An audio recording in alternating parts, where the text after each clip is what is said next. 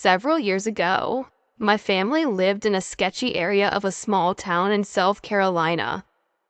Our neighbor 2 doors down was a well-known drug dealer, and there were always shady people walking up and down our street and through our yard late at night. Now, my fiance is a night owl, and I worked nights, so we were always up late. My daughters weren't in school yet, and thankfully, liked to sleep in as much as we did, so it wasn't uncommon for he and I to be up at 2 or 3 in the morning watching TV and playing internet poker. We didn't have curtains or blinds on most of the windows, so it was obvious that we were awake and in a brightly lit living room that was late at night. Everyone in the neighborhood was also familiar with our 2 oversized Czech German Shepherd dogs. Our female was around 160 pounds, and our male was around 120 pounds. They could also both be seen through the window at night by anyone looking in. So, for a few weeks, we'd been having issues with hearing sounds outside at night. But, when we went to check, typically the person will be gone, and we'd find nothing but a pry bar near the window where they'd been trying to get in. By the time we moved from that neighborhood, we had a collection of them that we'd found around the outside of our house. What couldn't be seen through the windows was that my fiance had drilled holes through both wooden frames from each window, and then had them held in place with 3-inch nails, so they couldn't be opened without taking the nails out of the holes. One night, we were sitting in the living room at around 3 in the morning, and we hear a sound at the window directly between our 2 computers. The dogs are sitting in the front of the window just growling and staring out. And when we looked outside, we could see a guy trying to pry the window open. We both stood in front of the window staring at him. The dogs were barking, but he was so drugged up apparently he didn't notice any of us there until my fiance knocked on the window. He ran off, and my fiance headed out to collect his pry bar. We figured that would be the end of it. But the next night, the same guy was at it again, at a different window in the living room. The process repeated. My fiance knocking on the window and scaring him off, and then collecting the pry bar. When he showed up on the 3rd night, we decided we had enough. This time, instead of knocking on the window, my fiance went outside without alerting him. So this guy was trying to break into the house. First, my fiance steps out into the porch. He's about 6'5" but skinny, and uses a cane a large portion of the time. So despite his height, he appears pretty non-threatening. When the guy noticed him there, he didn't try to run this time, apparently thinking he could take him.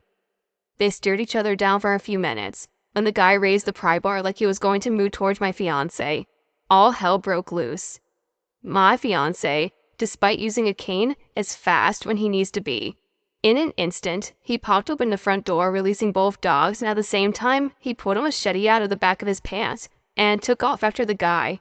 So here this guy thinks he's gonna get an easy target, only to be chased down by nearly 300 combined pounds of snarling teeth and muscle, and a crazy skinny white guy with a machete. I've never seen a crackhead run so fast. All I can say is he didn't come back for a 4th night.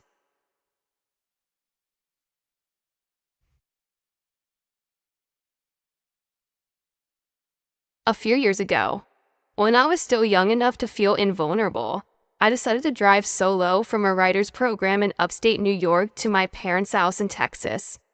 My father and I are seasoned road trippers, and while I'd never driven a distance like that one, I'd have a safe and reliable car, plenty of crash and AAA membership, so I figured nothing could go wrong, especially if I stayed on the main roads. On the 2nd day of the trip, I left my friend's apartment in Arlington, Virginia, bright and early on a Sunday, hoping to get the bulk of the driving done in the daylight. After about 2 or 3 hours, I was in a remote part of the state, passing the very few other cars on the road at about 10 miles over the speed limit. Somewhere along the line, I realized that a burgundy 90s looking coupe, I want to say it was a Pontiac Grand Prix, but I could be misremembering, has been holding steady behind me for about 20 minutes. I figured the driver had just been using me as a pace car, since I've been going a little faster than I should. This continues on the same highway for about an hour and a half before I decide to pull over and get some gas in the middle of nowhere mountain town. When I exit, so does the burgundy car. It causes a pang of anxiety somewhere in my chest, but I pull into the nearest gas station as planned and fill up my car.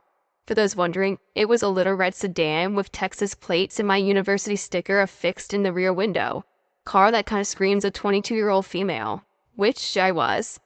As I'm doing this, the burgundy car rolls up and parks at the edge of the lot, but no one gets out of the car. At this point, I'm mildly freaked.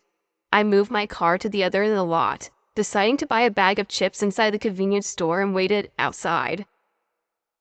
I also call my mom and leave her a message noting that I'm in X town in Virginia and that I'm planning to stop for the night in Tennessee. I promise to call later that night and try not to sound worried. She's a classic overreactor and was already upset that I was making the trip alone in the first place. 20 minutes later, I peek out the front door and yep, the burgundy car is still there, and no one has stepped out. At this point, I feel sick. At that age, I would have done anything to avoid confrontation, so I choose to go to the bathroom and wait 10 more minutes in the stall. I tell myself that if that car is still there when I get out, I will call the police. When I emerge from the bathroom, the burgundy car has moved. It is now directly next to my car, and I can see the man in the driver's seat. He is fat, white, and balding. He's wearing sunglasses, but I'm pretty sure he's looking directly at me. Something about the way he's looking at me makes me feel more furious than terrified. I make a big show, pulling my cell phone out of my pocket and dialing numbers while I'm staring at his license plate. Within 10 seconds, he backs his car out of the space and whipped out of the lot, presumably heading for the freeway.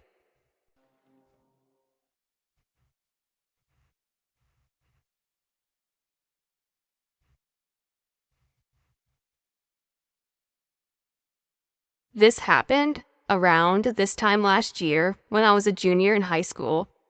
There was this kid in my first period, which was criminal justice, who never talked.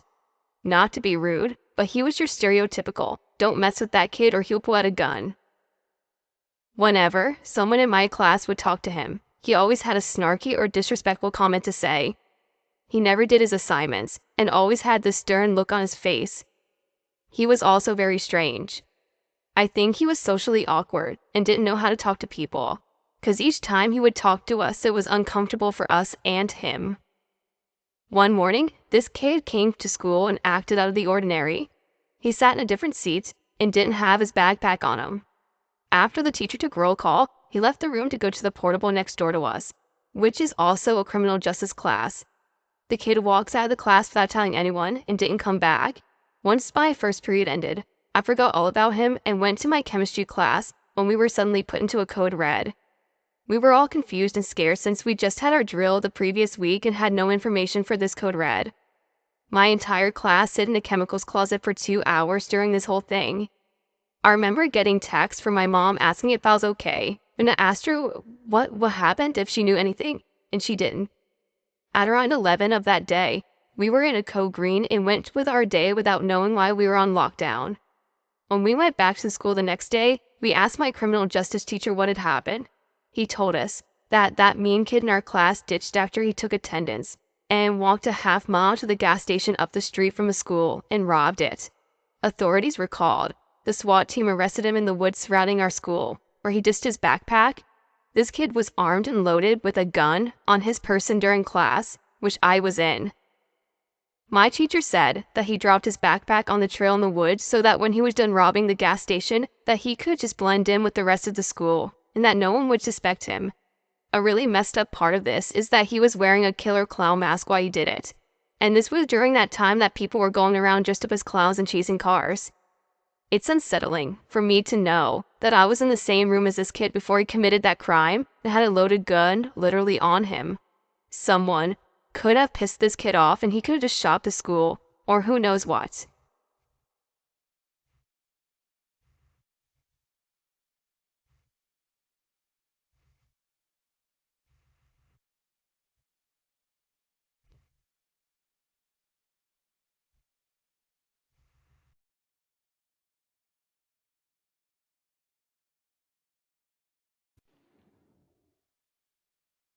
At one point in my life, I stayed in a house that was located in the center of a small town in Mexico. This was a 2-story house that seemed like it was used as a small roofed neighborhood where multiple families could live. On the first floor was a small living room. the garage, the kitchen, one bedroom, a bathroom, and a roofed patio area that had stairs to access the second floor. The second floor had 4 bedrooms and another living room. 3 of the bedrooms on the second floor overlooked the first floor, right above the kitchen and the bedroom downstairs. Before we moved into the house, my whole family had gone to this house to check it out and clean it up since it had been vacant for quite some time. During the time we lived there, a few weird things happened. During our initial cleaning, we noticed that only one bedroom downstairs had a small new wall that was made of brick and cement that was never plastered or finished to look good. In the same room, we noticed a small black handprint on the cement. They were about the size of a 3 or 4-year-old's hand. We figured that they were from the previous tenants and the kids were playing with something and left marks on the wall. My family and I painted over those interior walls white and left for the night since we weren't moving in quite yet.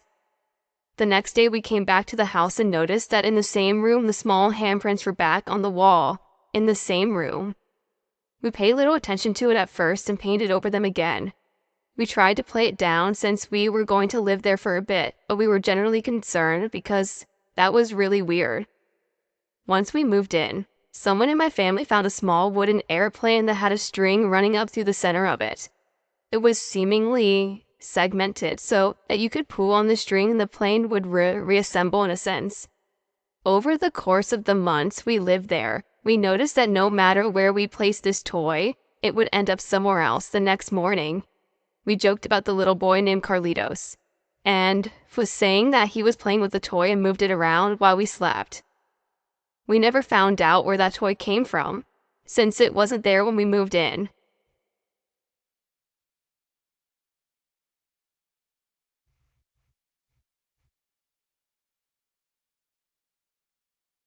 When my dad was growing up, my great-grandparents lived in a small farming town in Illinois. For the most part, the town was quiet and peaceful. In the mid-80s, a friend of my great-grandmother, Gina, came to her with the news that one of her sons had turned up dead. He had gotten involved with drugs, and it was suspected that a gang tracked him down. The police weren't getting anywhere, so Gina decided to investigate the murder herself. One night in April, a few months after Gina's son was killed, Gina was found dead in a field. According to my great-grandmother, Gina was very close to cracking the case. However, the death was ruled a suicide by local police, and everybody moved on. Everybody except for my great-grandmother.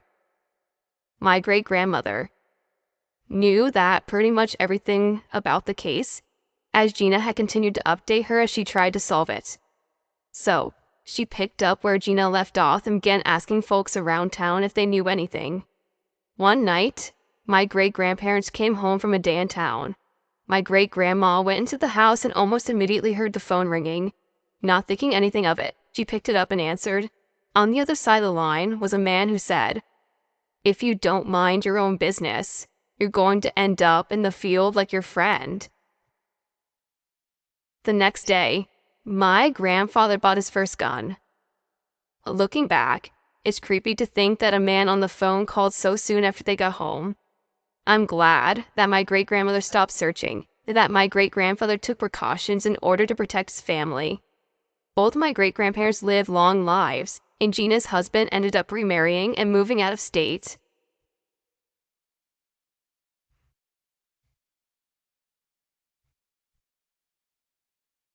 I was 17. I'm in my mid-20s now. I worked at a local grocery store in a small mundane town. Being a high school student, I worked evenings and got out around 10:30 p.m. I walked home every single night, and I had worked there since I was 15. It was in my area, where I grew up, so I never had any real fear. Thankfully, though, I was still alert. On this night, I was about halfway home, passing my local 24-hour convenience store. I always became more alert after this point because until then, I was walking on a well-lit main road, and I could probably motivate my stubby little legs to sprint to the store if anything happened. After that, it's small residential roads with many a dark place to hide for myself or murderers. I walked past the store and noticed a few cars parked outside. Nothing out of the ordinary. I crossed the street and descended into the dark residential area. It's worth noting that not many cars really drive down these streets, especially this late at night. As I'm walking, I see two really bright lights roll up behind me. Obviously a car, and honestly not super strange at this point. I keep walking, but I turn my head to try and see what the car looked like or who might be inside. I can't see shit, because this car's lights are super bright. I speed up a little, but this car keeps slowly following behind, creeping closer and closer. I am on full shitting myself mode at this point, but I don't quite break into a run because it's still a ways to my house and the car could easily catch up with me. This may seem stupid, but I watched a lot of animal and nature shows, and the one thing they always say is a trademark of a prey is running. I guess I thought if I walked confidently enough, it would scare them off. At any rate, there was a corner coming up onto a very small road that leads to the street that I live on. So I decide not to go into full-blown panic mode unless this car follows me down this street. I quicken my pace, turn the corner, and look back. The lights are finally out of my eyes, and I can sort of see the car. And it stopped where I had turned. I absolutely shit myself because I remember seeing the car parked at the convenience store, and to my absolute horror, the car slowly starts to turn the corner. I freak out and scramble to find my phone, but I fucking forgot it at work like a moron. So I pulled out my iPod Touch and pretended to phone to at least make it seem like I'm talking to someone. I turn around, iPod to my ear, and look this car dead in the windshield. Lights still blinding, and throw it the dirtiest look I've ever in my life. I hear the window go down, and the motherfucker starts cooing at me, like some real dove noises, and I just freaking book it.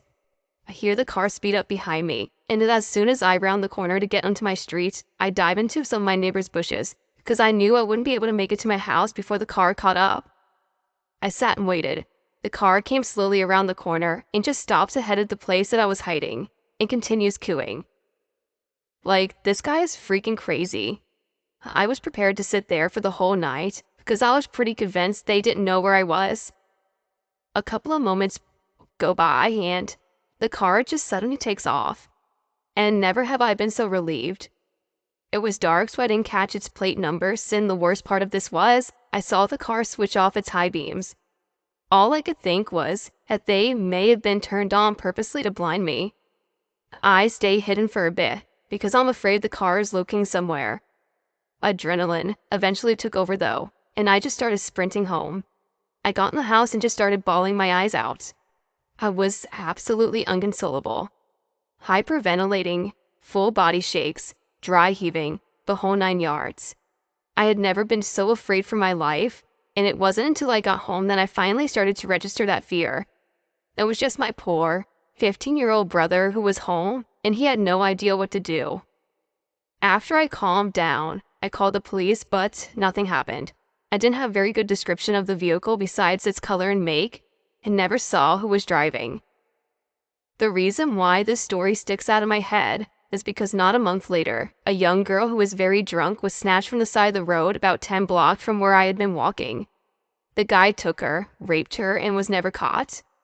There is no way to know for sure if it was related, but I shudder to think what might have happened if I did not dive into the bush.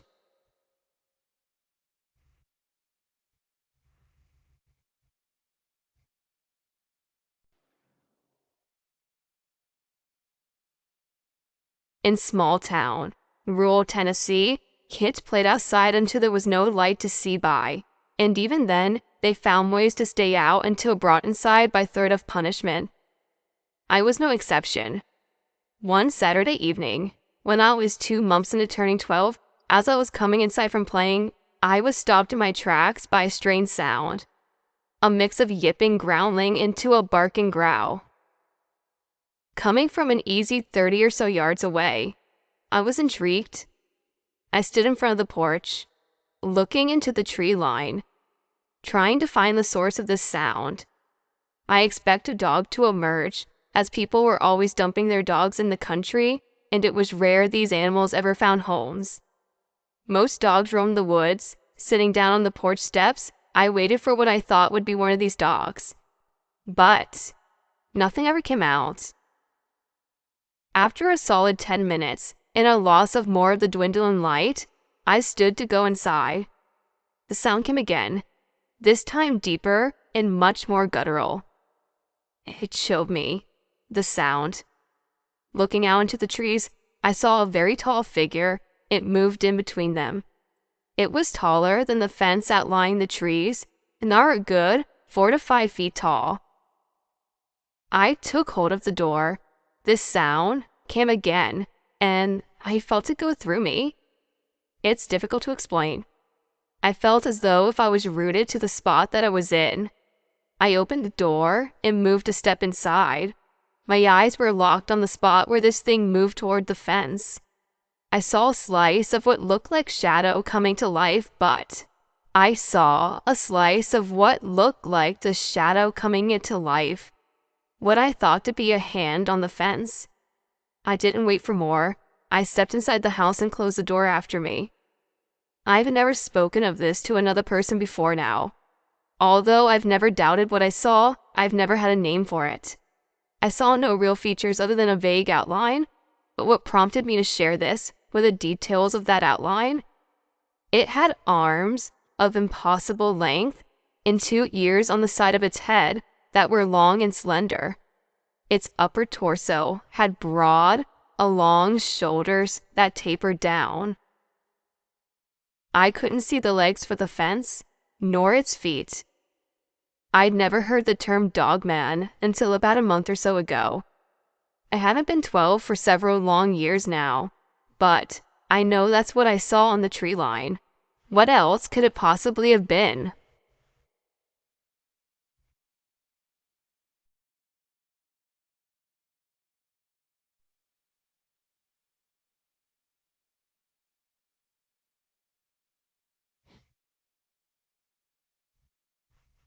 This happened a long time ago, in the late 90s. When I was 19, I moved from Oregon to Florida to be with my boyfriend at the time. Don't ever do that. I was thinking white sand beaches and Mickey Mouse, but instead got the swamp, bugs, and dirt roads. It was huge, and it was just such a shock to my system. We lived in this dinky little town called Hawthorne, just outside of Gainesville. It's very small, so one stoplight and 4 stores kind of place. Had Dollar General's, Steve's Market, Eckerd's Pharmacy, and Sonny's Barbecue. Whoopee. Anyway, I got a job at the now defunct Eckerd's in the middle of town. It was next to the grocery store, so everyone shopped there. After about 3 months or so of working there, I walked into my start shift one day when my manager pulled me into his office. He laid out on his desk about 30 to 40 open letters, all addressed by hand. To me. "Do you know this person?" my manager asked. "No," I said. "Read one." So I picked the cheerful yellow one. Inside were 2 handwritten letters and a magazine cut out of a woman with long blonde hair, just like me. As the Eckerd manager watched on, I read the letter. I skipped around a lot out of confusion, desperately trying to find out why I'm in this room. From what I read, it was mostly someone imagining what spending the time with me would be like. A lot of it was sexual in nature. There were descriptions and comments about my hair, washing it, smelling it, and something about the moonlight. A few sentences were highlighted and others were underlined.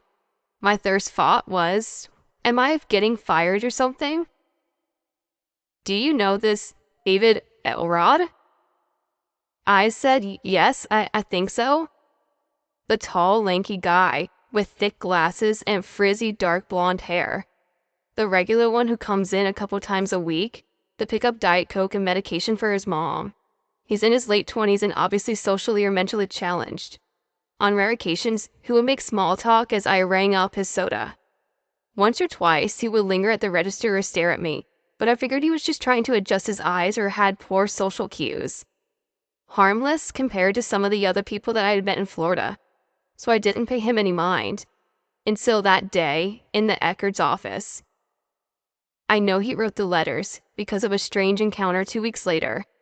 While working, he came up behind me and touched it or caressed my hair. I had to remove it from his hands and he apologized. Weird. No harm. And went back to work. After telling my manager this, he informed me that the customer was going to be banned from the store and I was being sent home while they work at the details. What details? Confused, I walked out of the store and drove home. Strange. 2 hours after I got home from my non-shift at work, there's a knock at the door. I look out the window to see what resembles a SWAT team. What the fuck? I saw men in tactical gear with large weapons, 2 men dressed in suits, and several uniformed cops. In what seemed like a slow motion at the time, I opened the door. A female officer holds up a few oddly familiar letters. Can we come in and talk to you about these? Realizing everyone in town has read the letters, I wanted to pass the fuck out. I don't even know the guy. We have a seat on my couch, and she begins to speak. Out of the corner of my eye, I see my boyfriend shooting dirty looks from the bedroom. The female officer mentions the letters from Eckerd's and attempting to issue a trespassing notice. They wanted to speak to him directly, she says, because her whole department is aware of David. The officers confronted him at his residence and attempted to evoke trespassing notice from Eckerd's store. Apparently he was not happy about this. He insisted for over 45 minutes how this was all a big mistake, and I wanted to talk to him. He was so combative and persistent, they decided to pursue stalking charges. Stalking charges. She continues, you need to be aware that David killed and partially dismembered his mother when he was 12 years old. He was released from a juvenile psychiatric facility less than 4 years ago. We found disturbing materials at his home. She continued, we believe he's been stalking you. My mind kept wandering. David was arrested the next day for stalking, after he was found in the Eckerd's parking lot. The last official word was that he went back to the psychiatric hospital, at least temporarily. I didn't have the chance to read the letters in full before they were entered into some vault of evidence, nor did they explain what they found at his house. So I never had the complete picture of what was happening. My boyfriend at the time was a huge dick about the whole thing, so I moved back to Oregon a week later. Besides, I wanted to hang around Norman Bates.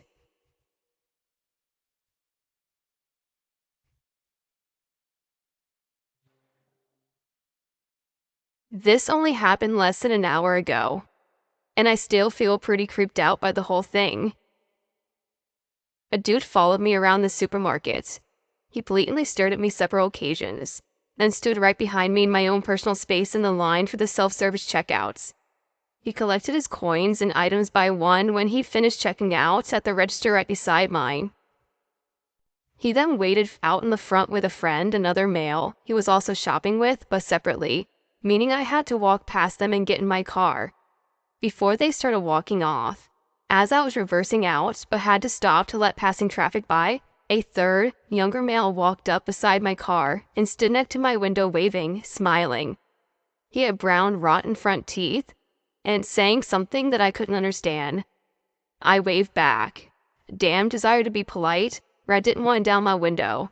I reversed out. As I drove out of the car park, he walked to the other side and stood by my car again as I drove out. Feeling spooked, I drove to another supermarket and sat in their car park for about 10 minutes. I then went inside and did another small grocery shop there. Different supermarkets equal different sales. When I finished, I packed up my car and began to drive off, only to see the man who approached my car standing outside of the store opposite, that shares the car park with a supermarket. He ran over to another male, literally ran, who had a hoodie on, with the hood up, grabbed his phone off of him and began speedily, what I can only assume he was texting on the phone as I drove past him. I took a weird route home, and made sure no one was driving behind me for the last few turns, but I still feel gross. When I checked my car, I noticed that one of my tires, the small centerpiece of the hub, was missing. I'm hoping it just fell off at some point and I didn't notice. I go back to work tomorrow, and we have to park on the street. My place of work is 1 to 2 blocks from each of those supermarkets, and I live in a tiny, rural town. So I'm not feeling excited about the idea. Being raised by a police officer, my gut instinct is usually pretty spot on. And this whole incident left me feeling pretty gross.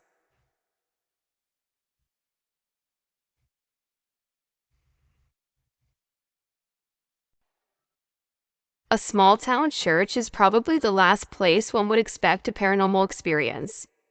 But here we are. When I was in high school, so about 12 years ago, my friends and I spent a lot of time in the church youth room, which was in a separate outbuilding from the church. My buddy's dad was the youth pastor, so we had access to the key and were trusted to use the space. We would listen to music, play games, and just generally mess around. One summer, all three of us had been getting really into the Bible study we were doing and had decided to devote at least one night of youth room time to legitimate religious prayer and devotion. We tried to do this in the youth room and failed. We used the key that we kept in the cabinet to get out of the church proper. We used the key kept in the cabinet to get into the church proper to use the sanctuary, fully believing that we could focus better in there.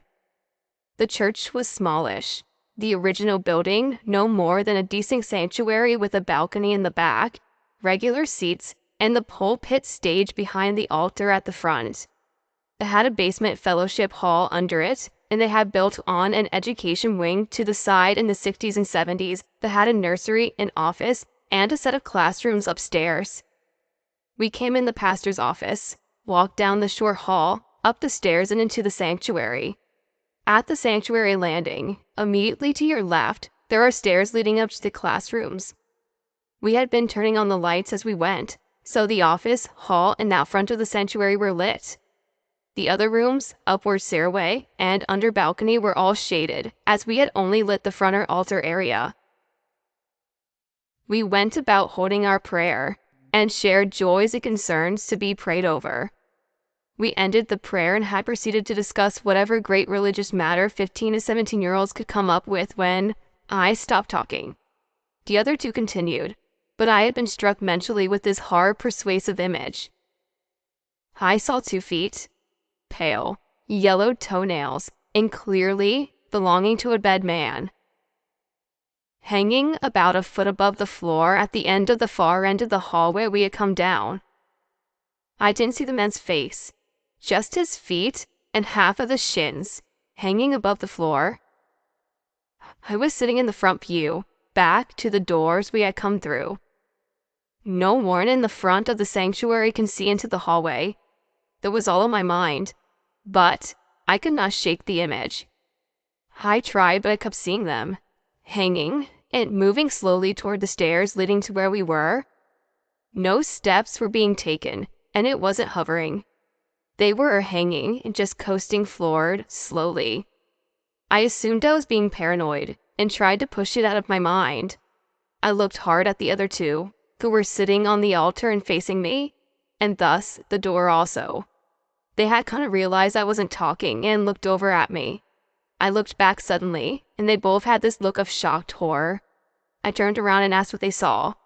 There was nothing there, but they both claimed that they had seen something whip around the corner from the hall and around the corner up the stairs to the balcony area. It was just right, the amount of time it would have taken for my hanging man to have covered the last few feet of the stairs to the sanctuary landing. I asked what it had looked like, and they just said a black shadow with no real form to it. I was terrified. I had seen it in my mind's eye, and they had seen it with their real ones. In order to leave, we had to go that way, and we were all terrified. I hadn't mentioned to them what I had seen yet, but there was a sense of knowing that I had felt something too. Being a foolhardy youth, I took up a Bible and steeled myself. I walked back to the shadowed stairs demanding whatever had gone up there to either come out and be gone. It was the bluster of a child. But there was no conviction behind it. Whatever we had seen never showed itself to us again, but we also avoided that place from then on.